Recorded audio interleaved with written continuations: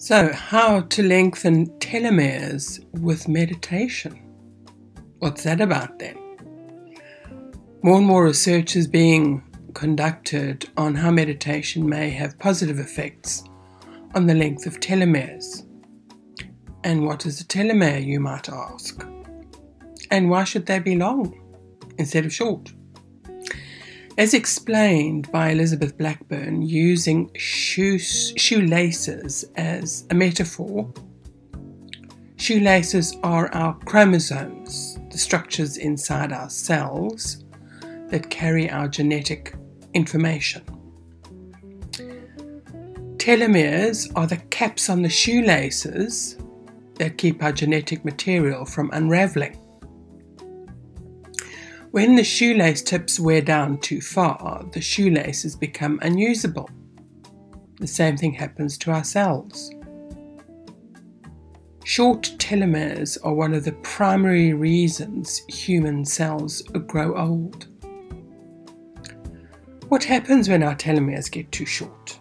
Basically, we need to eat, drink, sleep, exercise, and manage our stress so that our shoelace tips won't fray prematurely.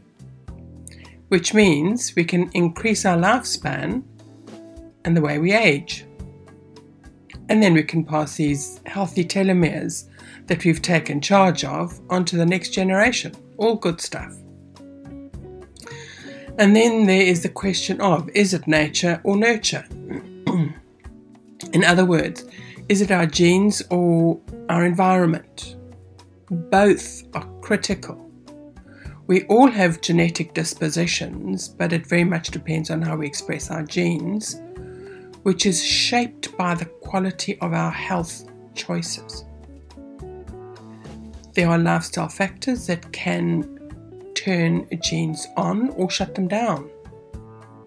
A quote from researcher George Bray, who said that genes load the gun and the environment pulls the trigger. So, if there's one practice that I'd recommend anyone who wants to help themselves and their overall quality of life, the answer is simple: meditate. It's not the first time I've mentioned it, and it won't be the last. It's an age-old practice proven to be extremely beneficial to our mental and physical health. The ancients used it regularly to achieve a better sense of balance and control in their lives and to heal disease. And coming back to how to lengthen telomeres with meditation, it has been shown that it reduces stress and increases telomerase, the enzyme that replenishes telomeres.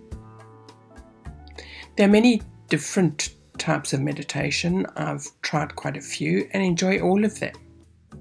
Each way of meditating has its own nuance and is essentially about creating and maintaining an alert yet calm state of consciousness, where the mind is aware while the body is relaxed. The key is regular practice, ideally at the same time every day, so that it becomes a routine that becomes part of who you are. And once you get to that point, the body is better able to kickstart its natural ability to heal. And since a large part of meditation is about being aware of our thoughts and how the mind can be hijacked by our thoughts, it's no surprise that many of the outcomes directly affect our mental state in a positive way. It enhances our brain function and as a result leads to better focus, memory, cognitive skills and creativity and intuition, a calmer, sharper mind that does a better job of processing information, making decisions, solving problems and ignoring distractions. Also, increased serotonin production comes from meditating. It can boost your mood, behavior and your general level of happiness, thus having a positive effect on anxiety, stress and depression. So if meditation has all these positive effects on the brain, it's only natural for those benefits to translate into the physical body. Among its many benefits, meditation helps to manage your heart rate and breathing rate. It also improves mitochondrial energy production and consumption, which effectively means more energy, a boosted immune system, and resilience to stress. Other studies have shown that it reduces blood pressure and inflammatory markers go down, helping to decrease the effects of inflammatory disorders such as premenstrual syndrome and menopausal symptoms. And that's just for starters. Our bodies are constantly under stress, which is one of the main causes of inflammation. That's where most diseases start. When you combine these benefits with the fact that you are now regularly getting a better perspective and awareness of who you really are and how you function best, it'll come as no surprise that you will start to see your relationships improve as well. And why wouldn't they? You're in a better physical condition, with a better mental state, and you're able to see yourself and those around you in a brand new light. Others will be able to see it too and be drawn to it. Here's the thing about meditation. You don't need to be a body or brain expert in order to discover or confirm these positive effects. You also don't need to be a yogi, a shaman, in order for it to have a tremendous impact on your life. You just need to experience it yourself a few times, and then you'll know why millions are embracing this powerful practice. So here's a simple mindfulness practice using gratitude. Why is gratitude important? We're so often caught up in judgment of ourselves, of others, and of the situation we find ourselves in. The room is full of clutter, where our work isn't efficient enough, the government isn't doing its job properly, etc., etc. Our minds are like judgment machines, and this inner judgment machine turns on itself.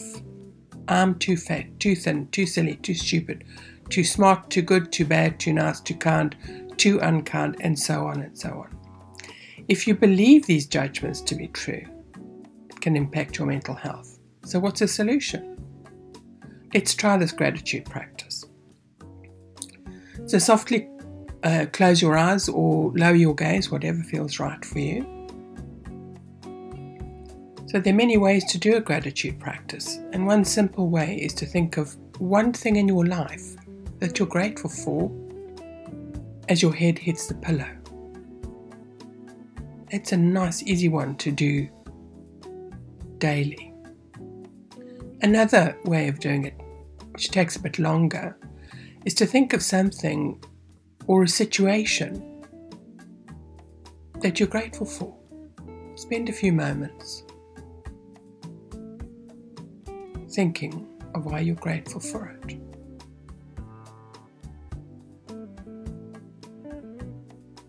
Now thinking of family members that you're grateful for.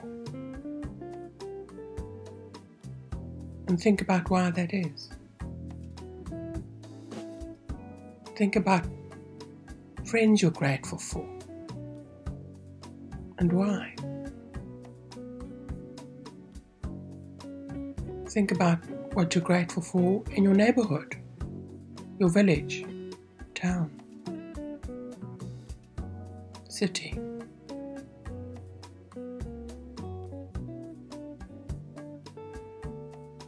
Your country, even the planet, Mother Earth itself.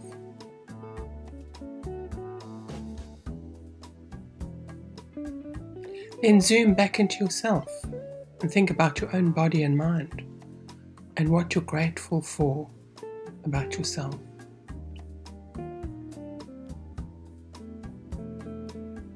This can give you a sense of cultivating a lovely ripple of gratitude that it starts small and just keeps expanding.